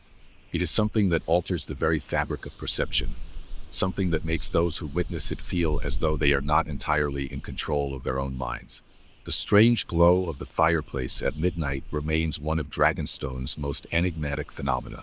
No one knows exactly what causes it, and no one has ever been able to explain it fully. Is it the island's ancient magic, the lingering essence of dragonfire? Or is it a more mysterious force, something that defies all understanding? Whatever the answer, it is clear that Dragonstone is a place of profound mystery, a place where the past and present are intertwined, where the echoes of dragons and ancient sorcery still resonate through the very air. For those who have witnessed the blue glow, it is a reminder that Dragonstone is not simply a place of stone and salt. It is a place of magic, of power, and of forces beyond comprehension. And as the glow flickers in the hearth, it seems to promise that the island's secrets are far from being fully revealed, that Dragonstone, in all its mystery, still has much to tell. Fact 14. The forgotten names on the walls. There are corners of Dragonstone that even the most seasoned visitors fear to explore. Hidden away in the deepest recesses of the castle's crumbling walls, beyond the well-worn paths of the Targaryen's former reign, there exists a room that is unlike any other within the island's ancient halls. This room, small and often overlooked, is a place where the past lingers in a way that is almost unnerving. A place where the walls themselves hold secrets that have been forgotten by time. It is here, in the dim light and heavy silence, that the forgotten names on the walls can be found. Some say that these names were once written in haste, carved into the stone by those who sought to leave their mark on the island's history. Yet, as the years passed, the names faded, their once clear letters eroded by time, leaving behind little more than faint scars on the walls. These marks, etched by hands long since turned to dust, have become the subject of much speculation. Who were the individuals who carved them?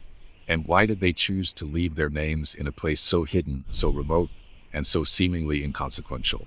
The names, though forgotten, seem to hold some mysterious power, as though the walls themselves retain the echoes of those who once wrote them. The room where these names are found is small, tucked away in a forgotten corner of Dragonstone, far from the grand halls and towering chambers that once hosted royalty and dignitaries. The stone walls are dark and cold, their surfaces cracked from years of exposure to the harsh winds that batter the island's cliffs. The air in the room is thick with dust, and the faint scent of old stone fills the space. If you stand in the room long enough, you may feel an eerie chill that seems to emanate from the walls themselves, a coldness that cannot be explained by the temperature alone. It is here, within these shadowed walls, that the names can be found. They are not written with ink or paint, but carved into the stone itself, etched deeply enough to remain, even as the centuries pass.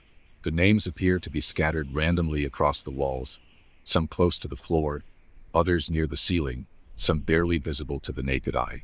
The letters are faint, worn by the passage of time, but they are still there, like whispers from the past. Some are clearly legible, while others are so faded that only the most skilled eyes can discern them. There is no rhyme or reason to their placement, no apparent order. They seem to be strewn about the room as if the individuals who left them had no care for structure or design, only the urgent need to leave a trace of themselves, no matter how small or fleeting.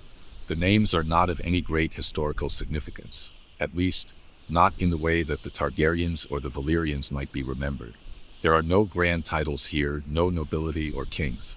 The names are simple, ordinary, almost mundane in their nature. Yet, there is something compelling about them.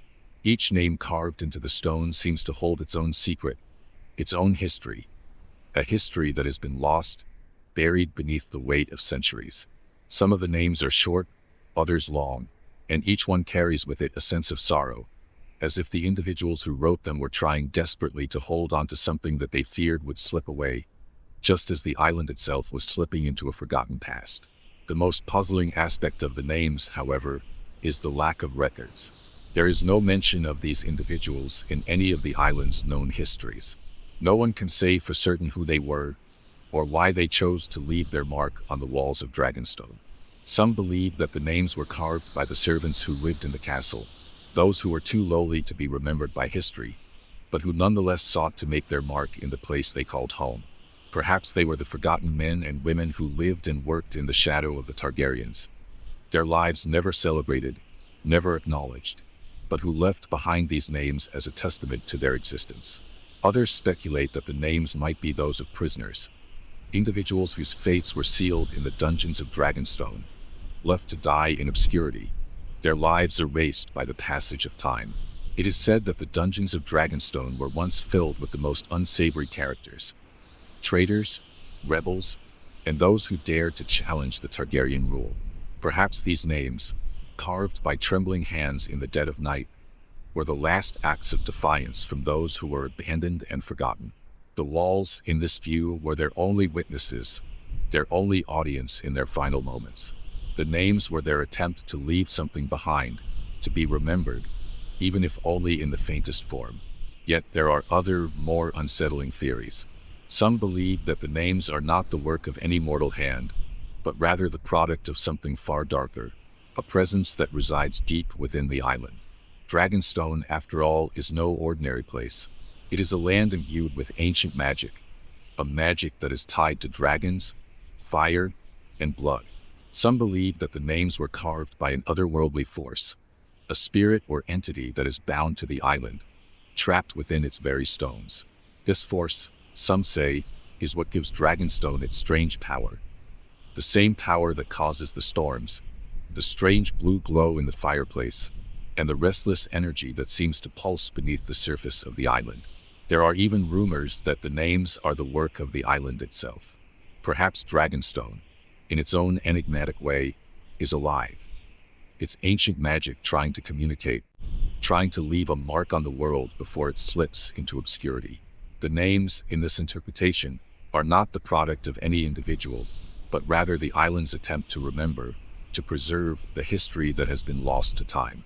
The walls of the castle, imbued with the power of dragons and the magic of the Valyrians, become a canvas for the island's soul, an eternal record of those who have come and gone, even if no one else remembers their names. The forgotten names, though scattered and faded, are not entirely without meaning. Over the years, those who have discovered them have been struck by a sense of connection, a feeling that the island is reaching out to them, pulling them into its mysteries. Some visitors to the room speak of strange dreams that follow them after they leave, dreams in which they walk the halls of Dragonstone, their footsteps echoing through the ancient corridors. In these dreams, they are not alone. The whispers of the names seem to call to them, beckoning them toward the walls, urging them to remember, to understand. It is as though the names are a key, unlocking something deep within the island, something that cannot be explained by ordinary means. For some, the experience of discovering the names on the walls is unsettling, a reminder that Dragonstone is not a place to be taken lightly. The island is alive with secrets, secrets that refuse to stay buried, secrets that continue to haunt the walls and the very stones beneath your feet. The names, etched into the stone, are a testament to this fact. They are a reminder that history is never truly gone, that even the smallest of lives, even the most insignificant of individuals, leave an imprint on the world. And even when those names are forgotten, they remain, etched into the very fabric of the island itself. If you ever find yourself standing in the shadowed room of forgotten names, you may feel the weight of Dragonstone's past bearing down on you. The walls, cold and ancient, seem to pulse with an energy that cannot be explained. The names, though worn and faded, seem to speak to you, to whisper of lives lived and lost, of stories untold, of a time when the island was a place of power and purpose. And in that moment, you may realize that the island is not as silent as it seems. It is a place of memory, of magic, of voices that echo through time, waiting to be heard. The forgotten names are not truly forgotten after all. They live on in the walls, in the stone, in the very essence of Dragonstone itself. And as long as the island stands, their mark will remain. Perhaps, in some distant future, someone will uncover their story, and the names will be remembered once again. Until then, they will continue to rest on the walls, etched into the very fabric of the island, waiting for the next soul to hear their call. Fact 15. The bell tower that rings on its own. If you stand on the farthest edge of Dragonstone, where the castle meets the sky and the sea crashes against the jagged cliffs below, you may hear something that few have ever understood. The sound of a bell, a deep, sonorous tone that rings through the night, echoing across the island. The bell tower, high above the castle, seems to stand as an ancient sentinel, its bell unmoved by the hand of man. And yet, despite the lack of any apparent cause, the bell rings. It rings on its own, and for reasons that no one can explain, it has done so for centuries. Some say that the bell tolls in response to the island's magic, its ancient power that still flows beneath the stone and through the air. Dragonstone has long been known as a place of mystery, a place where magic lingers in the shadows, where the forces of nature seem to bend to the will of an ancient, untold power. The bell tower, perched high above the castle, is said to be one of the island's most potent sources of this energy. But the tolling bell, this mysterious, inexplicable sound, remains one of the most enigmatic aspects of Dragonstone's eerie atmosphere. Unlike any other bell, this one does not require a bell ringer. It does not respond to the pull of ropes or the hands of those who might wish to summon its chimes. It tolls on its own, deep and resounding, the sound carrying across the island with a clarity that seems almost unnatural. The bell rings at all hours of the night, but it is most prominent during the darkest hours, when the island is cloaked in mist and the wind howls through the castle's towers. Its toll can be heard echoing through the quiet halls of Dragonstone, its deep tone carrying a sense of urgency, of a message that must be conveyed, even if no one understands what that message might be. The origins of the bell's strange behavior are lost to time. It is said that the bell tower was built long before the Targaryens arrived on Dragonstone, during the time when the island was still a place of mystery and magic, long before it became a seat of power for one of Westeros' greatest dynasties. The bell, it is believed, was originally crafted by the Valyrians, whose mastery of fire and magic imbued their creations with strange and powerful properties.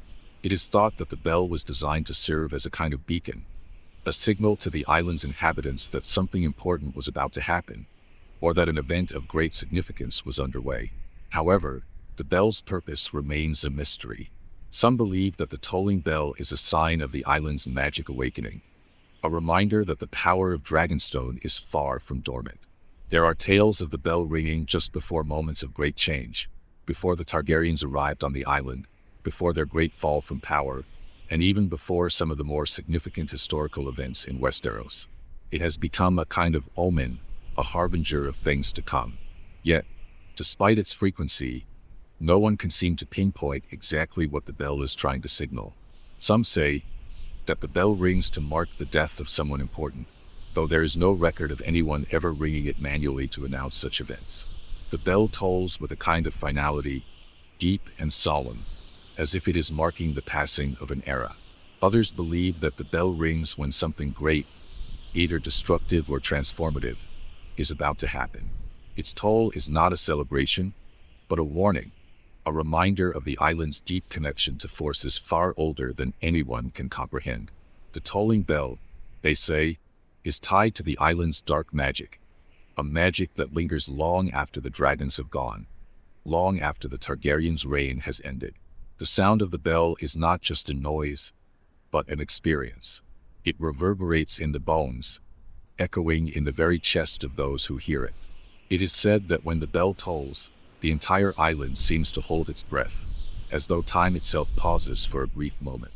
The winds die down, the sea seems to still for just a few seconds, and there is a strange heaviness in the air. The bell does not simply toll in the physical world. It seems to reach into the very fabric of Dragonstone's history and magic, touching on something ancient, something deeply buried within the island. Over the centuries, many have tried to understand the bell's mysterious tolling, but no one has ever been able to solve the puzzle. Some have suggested that it is merely a mechanical malfunction, a bell that rings due to a misaligned mechanism or a faulty rope that triggers the bell's tolls. However, those who have ventured up into the bell tower to investigate have found no such explanation. The bell is in perfect condition, its mechanism functioning as it should, yet it rings on its own without anyone to pull the ropes or touch the bell itself. There are no signs of wear or damage, no hint of any physical malfunction that could explain the ringing. Others have theorized that the bell tolls in response to the phases of the moon, or perhaps to the tides of the sea, as Dragonstone is an island that is deeply connected to both. But even these theories fail to account for the randomness of the bell's tolling. It does not seem to follow any natural rhythm, any pattern that could be observed. Some nights, the bell tolls once or twice, while on other nights, it rings for what seems like hours, its deep, echoing sound carrying across the island and reaching even the farthest corners of Dragonstone. There are some who believe that the bell tolls in response to the spirits that haunt Dragonstone. The island, after all, is rich with history, and much of that history is not one that can be easily forgotten. The Targaryens, who once ruled here, left behind their own legacy of tragedy, loss, and bloodshed. The bell's tolling, in this view, is the island's way of remembering the past, of honoring the spirits of those who once lived here. Some say that the bell tolls when a spirit is near, when an old soul is trying to make itself known, or when a tragedy is about to befall the island once more. The bell becomes a signal, a way for the island to call out to those who are still in tune with its magic. Still, others claim that the bell is a more recent phenomenon, one that has developed over time due to the energies that linger in the island's atmosphere. As Dragonstone has stood empty for generations, its magical essence continues to pulse through the very stone beneath your feet. The bell's tolling may be a response to this lingering power, a manifestation of the island itself, reaching out to the few who remain to remember it. Some believe the bell tolls in times of transition, as though the island is aware of the changing tides of history and is trying to signal its own place in the world. But despite all these theories, the bell remains a mystery. It tolls without explanation, its sound both eerie and familiar. It is a sound that reverberates deep in the chest, as though it is not just heard but felt. And for those who have heard it, it lingers in their minds long after the ringing stops. It is not a sound that can be easily forgotten. It carries with it a weight, a sense of something important, something that cannot be easily explained. The bell tower stands tall against the horizon, its bell waiting for the next moment to toll, its mysterious sound echoing through the night, calling out to those who will listen. Some may choose to ignore it, brushing it off as a quirk of the island's strange atmosphere. But for those who are sensitive to the island's magic, the tolling bell is a reminder that Dragonstone is a place of deep and ancient power, a place where the past never truly fades and the forces of magic continue to shape the future. And so, the bell rings on, silent to some, but loud and clear to those who are willing to listen. What it signals, no one can say for certain, but perhaps that is the very point. Dragonstone is not a place to be understood. It is a place to be felt, to be experienced, to be remembered. And in the toll of the bell, the island speaks once more, waiting for those who are willing to hear its call. As the night settles deeper over Dragonstone, and the mist clings to the castle's towering cliffs like an ancient shroud, we are reminded of the island's eerie beauty, a land steeped in history, mystery, and magic that refuses to fade with time. The stories we've uncovered here, of strange phenomena, ancient forces, and lingering secrets, are but a glimpse into the forgotten corners of Dragonstone, a place where the past is never truly gone, where the spirits of old continue to haunt the land, and where every stone, every breeze, and every shadow holds a story waiting to be told. From the eerie glow of the fireplace at midnight to the whispers that emanate from the castle walls, from the bell that tolls on its own to the mysterious names carved into stone, Dragonstone is a place where magic and memory intertwine. It is an island where the echoes of the dragons, the Targaryens, and the Valyrians still resonate in the very air, and where the mysteries of the past refuse to remain buried. These strange and unsettling phenomena are not just remnants of a long-lost age. They are the heartbeat of Dragonstone itself, reminding us that the island is not just a place of stone and sea, but a living entity, one that holds onto its history with an unyielding grip. And as we drift away from the island, back across the narrow sea to our own world, we carry with us the haunting memory of Dragonstone's mysteries. The bell that rings without a hand to pull it, the unfinished paintings, the cold, unyielding winds that never cease, and the names carved into the ancient stone. They remain with us, like shadows in the back of our minds, urging us to remember, to listen, and to understand that Dragonstone is far more than just a place in history. It is a living, breathing memory, one that will never fade, no matter how many years pass or how far we wander. So, as the tides of time roll in and out, as the mists rise and fall, the stories of Dragonstone will continue, weaving their way into the fabric of the world, carried on the winds and the waves, waiting for the next soul brave enough to uncover the island's secrets. And when that bell tolls once more, when the whispers return, when the glow of the fire lights up the darkness, know that Dragonstone will always be there, holding its mysteries close, waiting for someone to listen.